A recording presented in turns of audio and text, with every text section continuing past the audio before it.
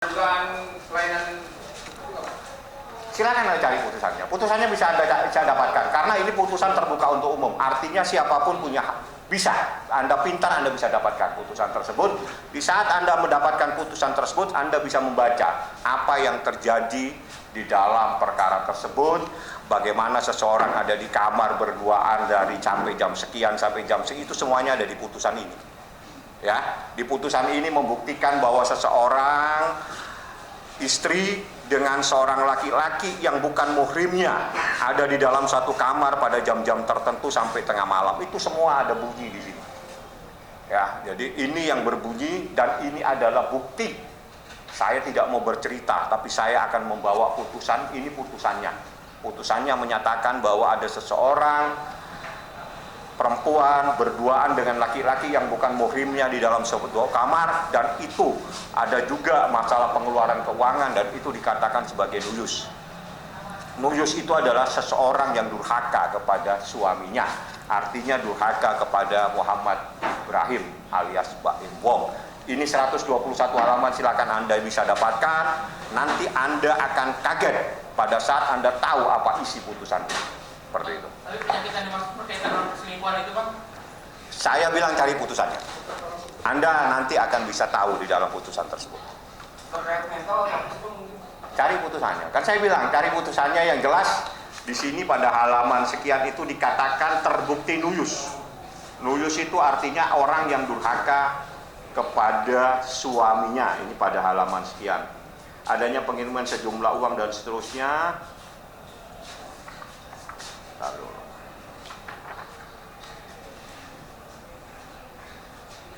Majelis Hakim memandang bahwa termohon telah terbukti nuyus kepada pemohon. Jadi gini, menimbang bahwa berdasarkan fakta-fakta persidangan di mana termohon intens berhubungan dengan seseorang laki-laki yang bukan muhrimnya, baik secara langsung maupun menggunakan media, bepergian berdua dan seterusnya, itu menurut Majelis Hakim adalah nuyus. Artinya terbukti seorang istri telah durhaka kepada suaminya, dan itu yang dijadikan dasar oleh Majelis Hakim untuk memutuskan adanya perceraian ini, memutuskan seseorang istri nuyus. Nuyus itu durhaka kepada suami. Ya, ini putusan, Anda cari, gampang mendapatkannya. Penyakit yang nggak bisa disembuhkan? Anda cari informasi itu, saya hanya membukakan informasi. Menyimpang ya Bang? Kenapa? Baim dengan adanya putusan ini, ya dia alhamdulillah bahwa apa yang selama ini dinyatakan bahwa pada saat dia pertama kali menyatakan di media, pada seingat saya itu pada November ya, seingat saya itu, di situ dia menyatakan terjadi perselingkuhan terhadap istri saya. Istri saya melakukan perselingkuhan. Itu ramai semua tidak percaya dan semuanya. Ini yang berbicara. Hakim menyatakan terjadi persoalan tersebut benar. Ada perselingkuhan, benar ada nuyus. Bukan hanya dikatakan dalam bentuk lisan, tapi dalam bentuk putusan pengadilan agama. Artinya pada saat Baim menyatakan preskon pada tahun lalu 2024 seingat saya, di bulan November ya seingat saya itu, dia telah menyatakan benar terjadi perselingkuhan dan itu bisa dibuktikan di persidangan. Bagaimana sakitnya seorang suami pada saat ada orang telah mengkhianatinya. Itulah yang terjadi dalam perkara setebal 121 halaman ini. Penyakit itu dikarenakan apa Bang? Ada di putusan ini. Di putusan ini berbicara. Anda cari aja putusannya. Hak asuh memang dari awal Baim Wong pada saat proses persidangan hakim menawarkan bagaimana kalau seandainya ini kan yang besar dan yang kecil, bagaimana kalau yang besar ke Baim, yang kecil ke termohon pada saat itu, atau diatur waktu 3 hari kalau nggak salah sama 4 hari. Saat itu Baim bilang nggak ada masalah, tapi termohon tidak mau, sehingga ini proses bergulir dan akhirnya diputuskan diberikan aturan main bahwa 2 minggu di sini, 2 minggu di Baim Wong. Tapi satu hal, anak pun tidak boleh dipaksa, walaupun ada putusan seperti ini, tidak boleh anak itu dipaksa-paksa untuk kesana dan kemari, karena anak itu bukan objek dari persoalan, tapi dia subjek hukum yang mempunyai hak, yang melekat, yang dilindungi oleh undang-undang, dilindungi oleh hak asasi manusia. Seperti itu. Untuk harta gonogini sendiri seperti apa? Belum, tidak pernah memperkarakan harta gonogini. Dari awal perkara ini hanya murni adalah perceraian, murni adanya perselingkuhan. P70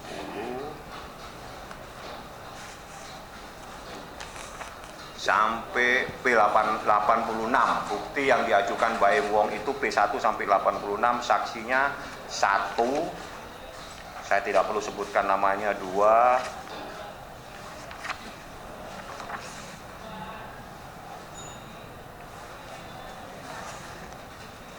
3, 4, 5, 6, 7, 9, 8, 9, ada ahli yang menyatakan anak trauma, ada ahli juga, ada ahlinya 3. Jadi saksi 9, saksi fakta itu 9, tambah ahli 3. Ya, itulah proses persidangan dan alhamdulillah Baim sudah bersyukur proses ini sudah selesai dan terbukti apa yang dinyatakan sama Baim terjadi perselingkuhan itu terbukti di persidangan dan itu adalah hasil daripada putusan ini. Bahasa putusannya itu nuyus, artinya istri yang durhaka kepada seorang suami, istri yang melakukan hal-hal tanpa sepengetahuan suami, itu namanya nuyus. Mengenai nafkah Ya, itu tidak menjadi persoalan bagi Baim, itu bukan persoalan itu. Baim hanya konsen kepada anaknya bagaimana anak ini selamat. Yang kedua, konsen bagaimana terbukti adanya perselingkuhan tersebut. Kalau uang itu bisa dicari dan itu bukan problem Baim, karena sebetulnya kalau melihat tuntutannya dia, tuntutannya banyak sekali. Ya, sekian miliar kalau nggak salah, ada sekian miliar, ada 600, ada sekian, saya nggak perlu membacakan. Dan gugatannya dia sebetulnya termohon itu minta anak itu ada tangan dia dan biaya-biaya itu semuanya ada di tangan dia. Coba saya akan bacakan kalau Anda ingin mengetahui. Ya, dalam rekonvensi menetapkan hak asuh anak ada tangan kepada termohon. Ya, terus menghukum termohon untuk menyerahkan anak, menghukum untuk biaya apa ini? Setiap bulannya 80 juta, 20 juta dan sekian, ada minta lagi 3 miliar kalau nggak salah ini, nafkah Madia 800, nafkah mut'ah 3 miliar, nafkah idah 600 juta. Ya, dari semua ini tidak ada yang dikabulkan, hanya nafkah mut'ah aja ada pertimbangan majelis hakim karena dia adalah istri, yaitu pertimbangan majelis hakim ya. Dan Baim tadi saya tanya, gak ada persoalan, yang penting terbukti adanya perselingkuhan, terbukti anak-anak itu dalam keadaan trauma dan terbukti semua apa yang selama ini ada di dalam proses persidangan. Jadi yang disampaikan Baim pada proses tahun lalu itu adalah terbukti semuanya di dalam persidangan dan yang berbicara itu putusan ini. Putusan ini yang menyatakan adanya perselingkuhan atau nuyus seperti itu ya. ada usaha lain nggak untuk memiliki anak sendiri, tidak memberikan ke kawalan sendiri? Tidak boleh. Pertanyaannya aja sudah salah. Pertanyaan melanggar hukum tidak akan saya jawab. Bang, terjadinya perselingkuhan sudah berapa lama Bang, dan dari tahun berapa Bang? Waduh, saya nggak ngapalin tahun. Yang jelas terbukti. Tidak penting. Tidak penting tahunnya. Yang penting terbuktinya. Ada seseorang laki-laki yang bukan muhrimnya berduaan di kamar, berduaan dengan istrinya. Itu yang terpenting, bukan harinya. Tapi terbuktinya adanya seseorang yang bukan muhrimnya berduaan. Hukum Islam itu ketat. Seorang istri itu nggak boleh berduaan dengan laki-laki yang bukan muhrimnya. Itu titik. Itu terjadi berapa kali Bang? Yang jelas lebih dari 1 kali. Kalau lebih dari 1 kali pasti banyak bahasanya. Trauma anak itu masih Bang? Trauma anak itu dari hasil pemeriksaan ahli yang menyatakan anak itu takut dengan seseorang, nangis, teriak dan sebagainya. Itu ada pendapat ahli di sini. Makanya kalau Anda bisa mendapatkan putusan ini, semuanya akan terungkap. Termasuk apa yang menjadi pertanyaan Anda. Saya kasih Anda pekerjaan rumah, Anda dapatkan putusan ini. Bang, lagi soal bisnis yang atas nama mereka berdua itu kira-kira gimana kejadiannya? Ya sudah saya jawab, saya tidak ngurusi harta gono gini, saya hanya ngurusi perselingkuhan. Kedua anak itu saya tanya Baim sekarang ada di mana, karena saya nggak ngurusi anak, saya ngurusi hukum. Oke.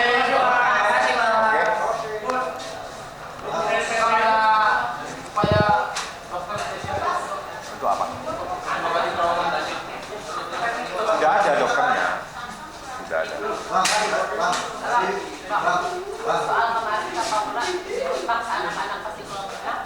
Kira-kira boleh nggak? Di saat makanya saya bilang anak itu jangan dijadikan objek. Anak itu harus dijadikan subjek. Bagaimana anak itu mau kepada kita, bukan dipaksa, dieksekusi dan sebagainya. Itu nggak baik ya. Tapi bener ya Bang bahwa kan berita yang beredar di luar gitu kan ada yang paksaan segala macam. Ya, Anda sudah tanya, Anda jawab sendiri. Terima kasih. Pertanyaannya. Kenapa? Ya, selama ini seperti itu. Anaknya seperti itu. Makanya ini pembelajaran. Jadi di saat anak tidak mau sama kita, jangan anak itu dipaksa. Anak itu disayang. Bagaimana supaya mau kepada kita. Ya. Bang, tadi ada kelewat soal keuangan. Tadi sempat. Nggak pusing Baim sama keuangan. Bagi Baim itu bukan persoalan yang penting. Apa yang menjadi sakit hatinya, apa yang menjadi dia sakit, itu semuanya udah terjawab di dalam persidangan dan semuanya ada dalam putusan ini bahwa apa yang selama ini diketahui bahwa benar bahwa ada seseorang laki-laki yang bukan muhrimnya berduaan dengan istri. Tapi di isi putusan Bunyi putusannya, Pak. ada terkait penyalahgunaan uang. Salah satunya itu adalah nuyus namanya.